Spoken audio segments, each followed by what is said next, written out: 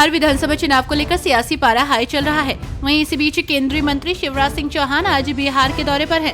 वे भारत रत्न कर्पूरी ठाकुर की 101वीं जयंती में शामिल होने के लिए आ रहे हैं। पटना एयरपोर्ट पर सुबह 10 बजे उतरने के बाद वे हेलीकॉप्टर से मस्तीपुर जाएंगे और यहां से वे गोकुल कर्पूरी फुलेश्वरी कॉलेज में आयोजित कार्यक्रम में भाग लेंगे।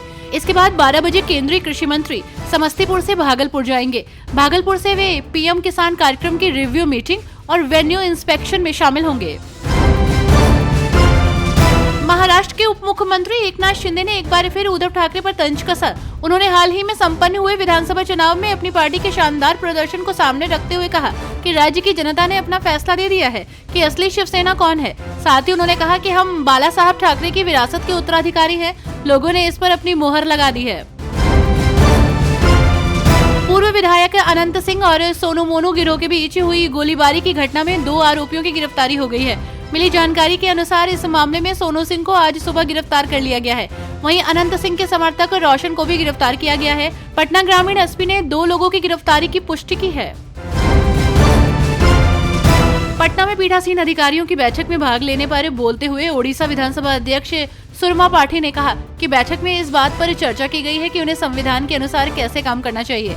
उन्होंने कहा पीठासीन अधिकारियों की एक बैठक हुई जिसमें इस बात पर चर्चा हुई कि उन्हें संविधान के मुताबिक कैसे काम करना चाहिए। इस बात पर भी चर्चा की गई कि संविधान के 75 साल पूरे होने पर जनता के साथ संवाद कैसे किया जाए।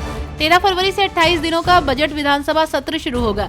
इस सत्र में 17 फरवरी को बजट 2024-25 पेश किया जाएगा। राष्ट्रीय खेलों का उद्घाटन करने के बाद प्रधानमंत्री नरेंद्र मोदी दोबारा फरवरी में भी उत्तराखंड जा सकते हैं। फरवरी में उनके शीतकालीन यात्रा का संदेश देने के लिए उत्तरकाशी में प्रवास का कार्यक्रम तैयार किया जा रहा है।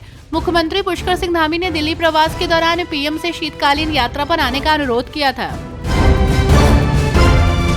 दिल्ली विधानसभा चुनाव की तैयारियां तेज हो गई हैं। वहीं इसी बीच AIMIM प्रमुख असदुद्दीन ओवैसी ने अरविंद केजरीवाल पर जमकर निशाना साधा। ओवैसी ने कहा कि केजरीवाल ने बिजली पानी फ्री देने के नाम पर सरासर झूठ बोला है। उन्होंने कहा कि मैं शाहीन बाग में पैदल चला हूं।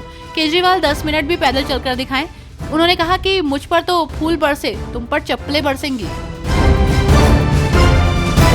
हरियाणा सरकार ने राज्य के करीब 2 लाख व्यापारियों को बड़ी राहत देते हुए उनके लिए विवादों के समाधान हेतु वन टाइम सेटलमेंट स्कीम शुरू की है।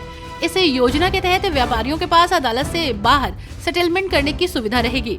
सरकार ने लाखों रुपए की जुर्माना राशि को माफ कर दिया है। इससे व्यापारियों को बड़ा फायदा होगा। यूपी के सीएम योगी आदित्यनाथ के बयान पर बीजेपी प्रवक्ता शहजाद पूनावाला ने कहा, यूपी के सीएम योगी आदित्यनाथ ने उन लोगों को डुबकी लगाने की चुनौती दी है जो सत्ता के नशे में हैं, शराब माफिया हैं। हम सभी ने देखा कि कैसे यूपी के सीएम योगी आदित्यनाथ के साथ उनके मंत्रिमंडल ने #महाकुंभ 2025 में पवित्र डुबकी लगाई।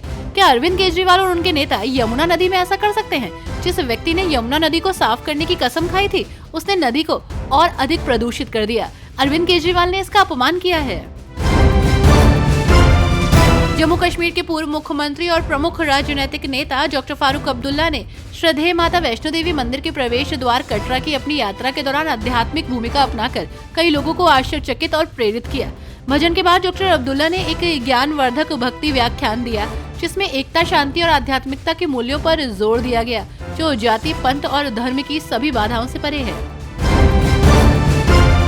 अरविंद केजरीवाल की हरिनगर में जनसभा में जमकर हंगामा हुआ। इस दौरान राजकुमारी ढिल्लो के समर्थकों ने नारेबाजी की और पर्चे उछाले, भाजपा पर हमले का आरोप लगाया। केजरीवाल ने कहा कि दिल्ली पुलिस को भाजपा ने अपनी निजी सेना बना दिया है। उन्होंने चुनाव आयोग पर भी सवाल उठाए।